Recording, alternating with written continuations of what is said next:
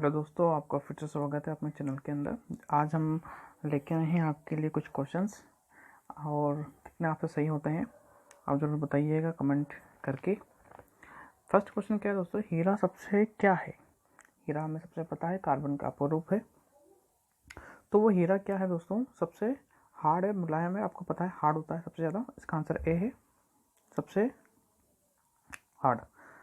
आगे है butane flame propane flame के अतिरिक्त, इसका हम ए आंसर कर देते हैं। ब्यूटेन फ्लेम तथा प्रोपेन फ्लेम के अतिरिक्त अन्य कौन सी फ्लेम शोल्डर करने के लिए प्रयोग की जाती है? शोल्डर मतलब होता है दोस्तों जोड़ना, वस्तुओं को जोड़ने की प्रोसेस होती है।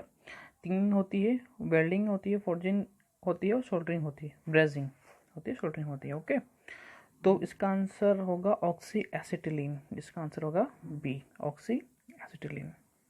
उसके साथ में जो गैस निकलती है फ्लेम्स के और कौन कौन सी इसमें इस्तेमाल होती है वो। दस्ती रिवेटिंग में प्लेट की कोर को दबाने के लिए निम्न में से किस टूल का प्रयोग किया जाता है? देखिए, जो रिवेटिंग होती है वो अपना सेमी परमानेंट जॉइंट होता है जिसमें हम जोड़ने के लिए दो वस्तुओं को काम में लेते हैं। इसका आंसर क्या होगा? फुलरिन औजार। इसका आंसर होगा बी। बी ग्रेड की सरफेस प्लेट की परिशुद्धता निम्न में से होती है। बी ग्रेड, देखिए दोस्तों, किसी भी प्लेट को इसकी फिनिशिंग के आधार पर कुछ बांटा गया है ABCD ऐसे करके। तो बी जो ग्रेड है वो किसके अंतर्गत आएगी? बी 0.05 mm के अंतर्गत आएगी। क्वेश्चन 5वां, स्प्रिंग स्टील जो है कार्बन की कितनी मात्रा होती है? दोस्तों ये सारे क्वेश्चन काफ़ी इंपॉर्टेंट है। हर एक पदार्थ में कितने कितने कार्बन की मात्रा होती है ये आपको ध्यान रखना आवश्यक है। स्प्रिंग प्लेट के अंदर जो मात्रा होती है वो होती है 0.04। ठीक है दोस्तों। और हाई कार्बन स्टील में कितनी होती है? हाई कार्बन स्टील के अंदर वो होती है 1% से 1.25% तक कार्बन की मात्रा होती है।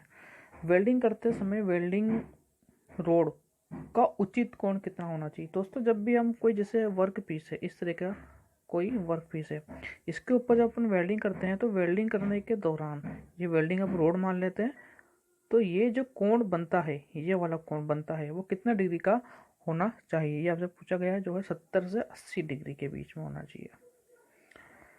ओके, आगे क्वेश्चन है, छेनियों के अनुप्रस्थ काट क्षेत्रफल कितना? अनुप्रस्थ काट कैसा होता है? छेनी से आप समझते होंगे जो मटेरियल रिमूवर का काम करती है दोस्तों। तो आगे का जो उसका हिस्सा होता है वो होता है षटभुजाकार का। इसका आंसर होगा दोस्तों बी, षटभुजाकार का इसका शेप होती है उसके आगे की तरफ की। ठीक है दोस्तों, आगे हम अगला क्वेश्चन लेते हैं, 8वां क्वेश्चन। वो क्या बोल रहा है? निम्नलिखित विधियों में से केंद्र ड्रिलिंग की विधि है, जो सेंट्रल ड्रिलिंग होती है, वो आपसे पूछ रहा है कि कौन सी वाली होती है? ड्रिलिंग मशीन के द्वारा, मशीन खराद मशीन, लेथ मशीन के द्वारा होती है या सेंट्रिक मशीन के द्वारा होती है? मतलब आप सेंटर पे जो ड्रिलिंग कर सकते हैं वो किसके द्वारा कर सकते हैं? लेथ मशीन के द्वारा भी कर सकते हैं, ड्रिलिंग के द्वारा भी, सेंटरिंग के द्वारा भी। इसलिए इसका आंसर जो होगा वो क्या होगा? उपरोक्त सभी डी। जॉब को कसकर पकड़ने के लिए सभी बच्चे जानते हैं, या मैं चाहता हूँ कि ये इसका आंसर आप दें मुझे कमेंट बॉक्स में कि पकड़ने के लिए किस टूल का उपयोग किया जाता है। 10th वाला क्वेश्चन देखते हैं दोस्तों। स्क्रू ब्रेड में निम्न में से की शिखर और जड़ को मिलाने वाली सतह होती है? इसका आंसर है दोस्तों सी, फ्लैंक। टेपर शेंक ड्रिल में स्टैंडर्ड टेपर में बनाया जाने वाला रैंक वाला भाग होता है। देखिए, ड्रिलिंग जो करते हैं, ड्रिलिंग करते समय स्पिंडल में जो आपका ड्रिल फंसता है उसको एक टेपर शेप दिया जाता है। तो इस क्वेश्चन का आंसर क्या होगा? Morse taper. बहुत इंपॉर्टेंट क्वेश्चन है, कई बार एग्जाम्स में आ चुका है। टेपर शेंक ड्रिल में स्टैंडर्ड टेपर, ध्यान रखें दोस्तों। अगला क्वेश्चन है 12वां। सुरक्षित कार्य करने का निम्न में से इसमें से कौन सा तरीका है?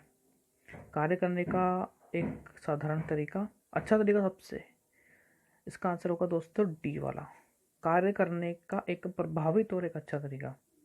क्योंकि कार्य को देर तक करने का तरीका ये तो सभी बच्चे पता है, ये तो बिन मतलब ही है ऑप्शन में।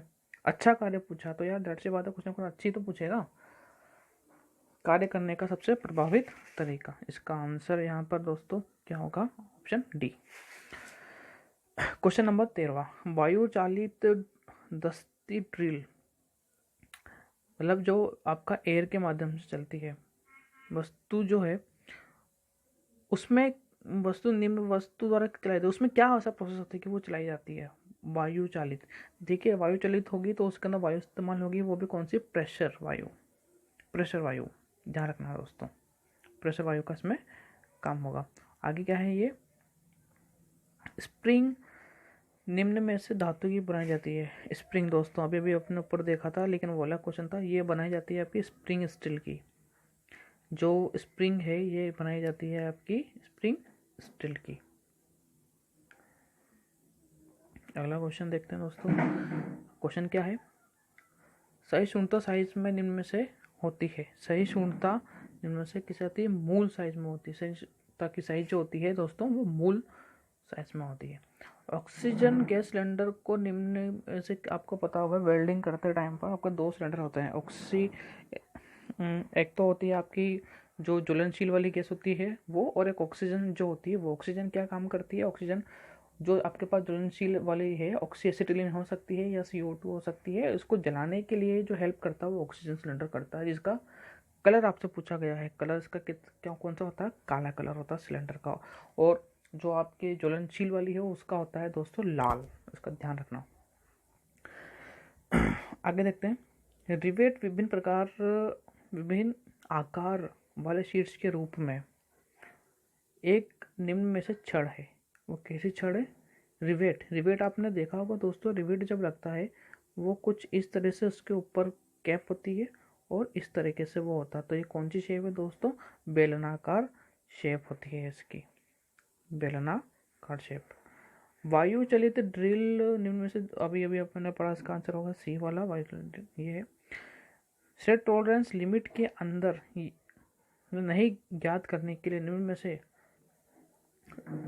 यंत्र उपयोगी है। टॉलरेंस याद करने के लिए दोस्तों, टॉलरेंस लिमिट आपने देखा होगा। टॉलरेंस होता क्या है कि वस्तु जो होती है, अब फिटिंग के लिए अगर हमें इस्तेमाल करना, जैसे कि ये मेरे पास कोई होल है, मान लेके चलते हैं ये मेरे पास एक होल है। इस होल के अंदर मैं मान लेता हूँ कि ये कोई उपकरण है, ये है, तो मुझे इसको इसके अंदर फिट करना है।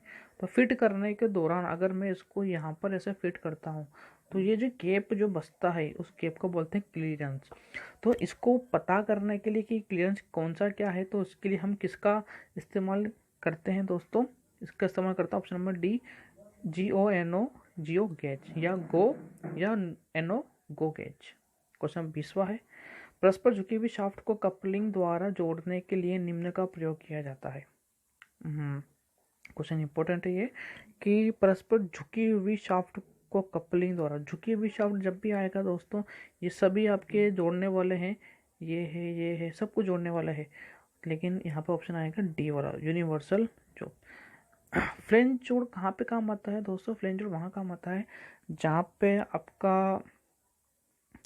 जहाँ पे ड्रिल ग्राइंडिंग करते टाइम पर जो आपका ग्राइंडिंग व्हील होता है उसको एक शाफ्ट के अंदर लगाते हैं। लगाने के दौरान इसको बाहर से सपोर्टिंग के लिए इस तरीके से जो लगाया जाता है, जो वो कपलिंग होती है वो होती है अभी flange coupling.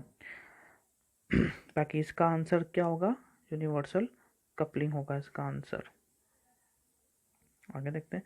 High carbon steel की फोर्जिंग करनी है तो उसे किस तापमान पे गर्म होना चाहिए? किस तापमान पे गर्म होना चाहिए इसको दोस्तों? हल्का पीला होने तक इसको गर्म करना होगा। आपका भी आंसर हमें कमेंट बॉक्स में बताइए दोस्तों, क्या आपके